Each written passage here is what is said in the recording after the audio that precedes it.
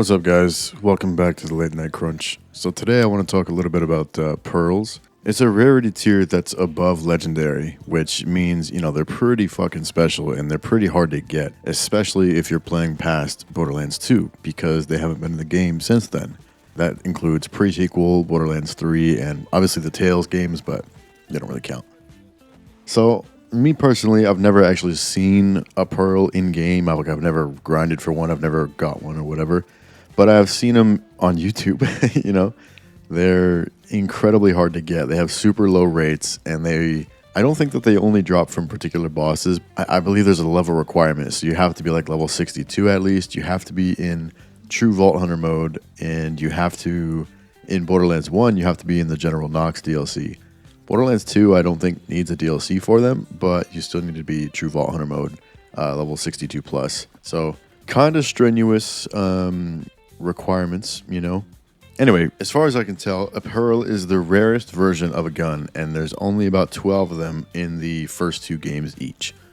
I think it's one per manufacturing company, but they all have their own special effects. For example, the Nemesis, a pistol, has basically shotgun blasts that come out of it. So it has elements to it. I don't know if they can roll, but I know it can have shock and I believe corrosive. And the Nemesis version of it, so the Pearl version of it, has shotgun-like shots. So instead of shooting a single pellet, you're basically shooting 5, 6, 7 pellets. I think it's like a chance to shoot 5 or 6 every shot. I'm not really sure.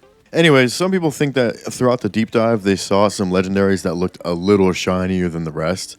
And in seeing that, they basically confirmed to themselves that pearls are in the game.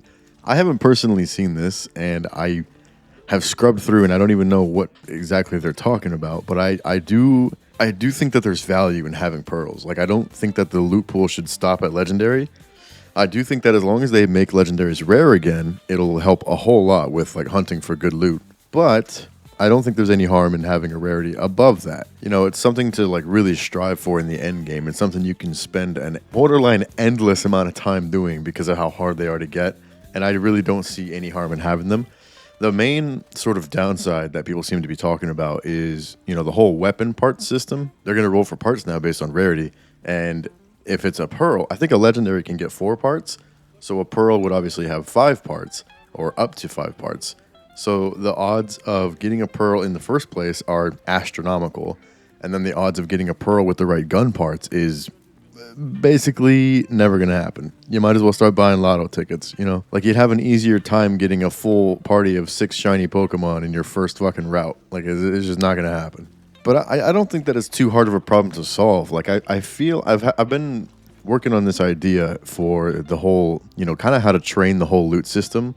So I think that a good way to manage the insane loot pool of the new game is going to have to be some sort of tailoring system or an adaptive loot system. So the more you use shotguns or the more you use a particular brand, the game should be able to recognize that and then sort of train the loot that drops to help you out in continuing your build. So I know that sounds kind of crazy overpowered, but I don't think it has to be, the bump that it gives you doesn't have to be crazy. I just think that the loot pool has to be billions and billions of guns at this point with the new variants and everything like that.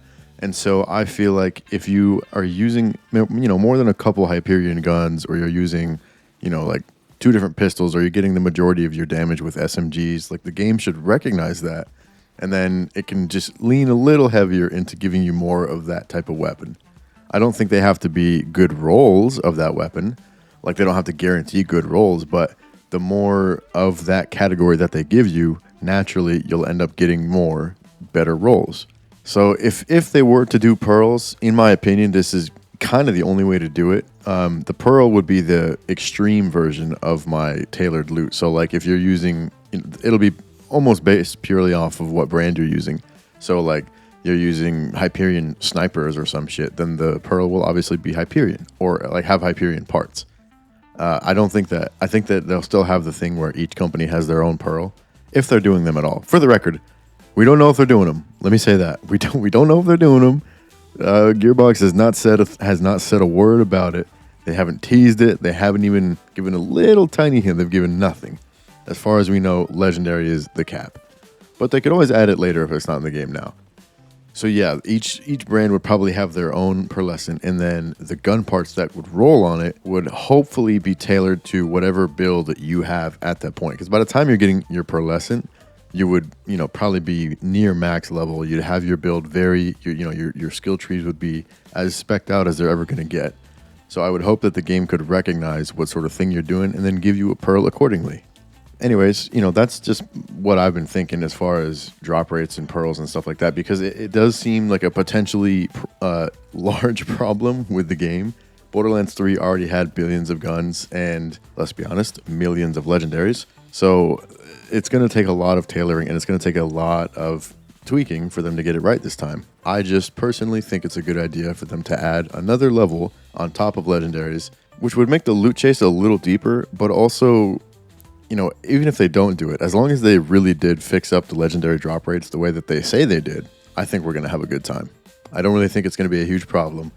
Even in Borderlands 3, this is the first time that I've even hunted for legendaries in my whole life. Like, just because the game has so many, and through my initial playthrough, I just ended up getting like 130 different ones. I even printed out an Excel sheet of all the guns in the game so I can check them off as I get them. And even so, I have like 160 or 70 now. It is still just overwhelming. I think the total that I saw on Google was like 396, so I'm not even halfway there. So I really hope that Borderlands 4 has reeled it in a little bit. I hope they're harder to get because the Excel sheet would be much smaller and much quicker to make and print. And I would have a less insane time. And besides, they can always add more, they can add whatever they want to add. So say the initial legendaries list is a little short, they can fix it with DLC or even just content adding to the game. Like, I don't think that they need a whole DLC in order to add 10 guns. So I think we're in a good place, guys. I don't think that Borderlands 4 is going to be cooked. As far as loot drop goes, I've seen a lot of people who are almost getting upset already because they think that their builds are going to be like impossible to complete. But I'm sure that Borderlands, I'm sure Gearbox has thought of that, and I'm sure they have some sort of system in place to help us out. It might not be my loot tailoring system, but I'm sure they have something, because even internally they would need some way to manage it. I feel like maybe it's already been managed in the other games too. We just don't even know. But as far as I'm concerned, that's my idea. And if it's not in the game, then I will be sending 300 emails to Epic NNG so that he puts it in his Redux mod when he inevitably makes it. So thank you guys, and I will see you later. Also, I'm trying to get this video done as soon as I can, but there is a event at PAX East today. We're going to see more of Borderlands 4, and I will absolutely be recording some videos for that. I will try to get them out as soon as possible. I'll see you soon, I promise. Bye.